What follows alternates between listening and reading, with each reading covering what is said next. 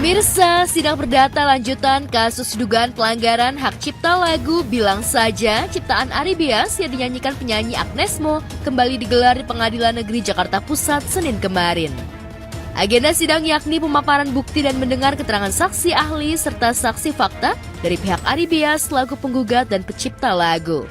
Didampingi kuasa hukumnya, Ari Bias hadir di sidang tersebut. Ari juga mendapat dukungan penuh dari musisi Piyu Padi, sahabatnya, sekaligus Ketua Umum Asosiasi Komposer Seluruh Indonesia, AKSI. Sementara Agnes Mo hanya diwakilkan oleh kuasa hukumnya saja. Di sini kan sebagai Ketua AKSI, Asosiasi Komposer Seluruh Indonesia, dan Ari Bias adalah anggota dari AKSI.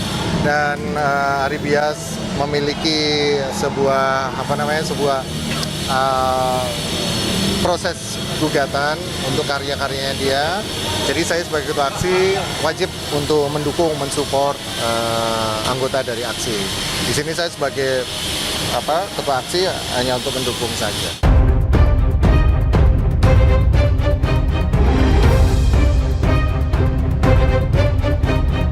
Agnes Mo yang tidak hadir karena tengah berada di Amerika Serikat karena kesibukannya, melalui kuasa hukumnya Margaret Tasya, akhirnya memberikan respon terkait gugatan dugaan pelanggaran hak cipta yang diajukan oleh Ari Bias atas penggunaan lagu Bilang Saja secara komersial di 3 klub malam milik salah satu perusahaan hiburan. Selama berapa tuh, 20 tahun ya, 20 tahun, memang tidak pernah ada chat atau permintaan izin kepada saya untuk pemakaian lagu tersebut. Dan saya juga selama itu juga tidak pernah mendapatkan royalti dari sponsor Agnes Mo. Agnes Monica dulu ya. Tapi ya seperti harus kita ketahui, prinsipnya prinsipal atau Agnes Monica sendiri kooperatif dan beliau selalu melakukan pertunjukan mengikuti ketentuan undang-undang. Dan tentunya kalau ada gugatan itu silahkan saja, namanya orang mau upaya hukum kan boleh-boleh aja. Tapi kami juga pastikan akan menyampaikan kalau kami itu bagaimana posisinya. Seperti itu ya.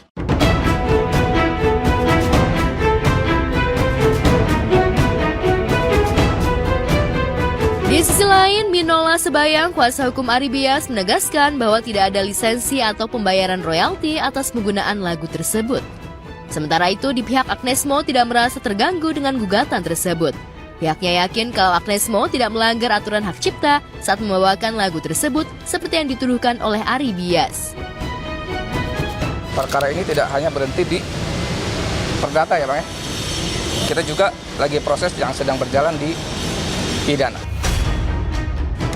Agnes santai aja. Prinsipal santai aja, dia taat undang-undang. Selama ini setiap kerjasama nggak pernah ada masalah karena kita tahu poin kok, kita tahu aturan. Jadi dia tahu posisi, nggak mungkin juga dia melanggar aturan karena selama ini nggak pernah ada masalah sih. Baru kali ini aja kita bingung. Untuk memakai lagu karya pencipta lagu harus mendapatkan izin. Harus dapat izin dulu. Nah, karena tetap dibawakan, ini makanya digugat oleh Ari Bias.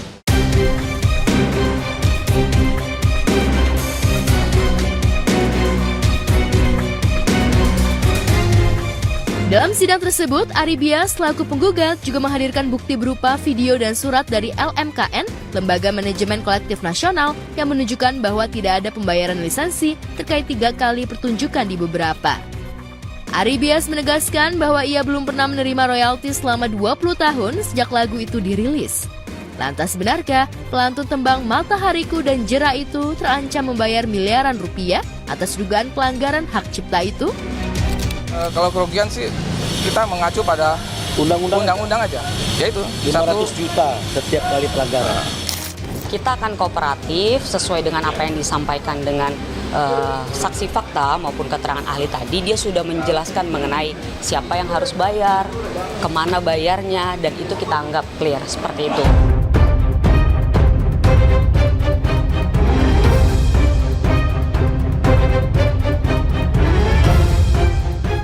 Sebelumnya, Ari Bias melaporkan Agnes Mo ke Barreskrim Polri atas kasus dugaan pelanggaran hak cipta. Agnes Mo dituduh menyanyikan lagu Ari Bias tanpa izin dalam konser hingga membuat pencipta lagu itu merugi. Ari Bias menuntut Agnes Mo dan pihak penyelenggara penalti sebesar 1,5 miliar. Denda itu adalah jumlah total dari besaran penalti yang dituntut, yakni sebesar 500 juta untuk setiap kali Agnesmo membawakan lagu Bilang Saja yang diciptakan Ari Bias. Sebenarnya kan perkara ini kan simpel. Sebenarnya pihak Agnesmo tinggal sebelumnya ya dulu ya, sebelum ini berperkara di hukum kan sebenarnya tinggal menghubungi saya, apakah ada pembicaraan apa, seperti halnya Krisdayanti pernah juga saya surati, Krisdayanti langsung menghubungi saya, dan setiap konsernya akhirnya Krisdayanti membayar royaltinya langsung ke saya. Seperti itu saya sebenarnya, sesimpel itu gitu. Soalnya karena ini tidak ada respon, akhirnya kita jadi jauh sampai ke perkara perdata dan pidananya gitu. Kita pada prinsipnya kita ikutin seluruh mekanisme, kita ikutin ketentuan, kita kooperatif, kita sampaikan apa yang harus kita sampaikan, tentunya itu semuanya mengacu sama ketentuan undang-undang.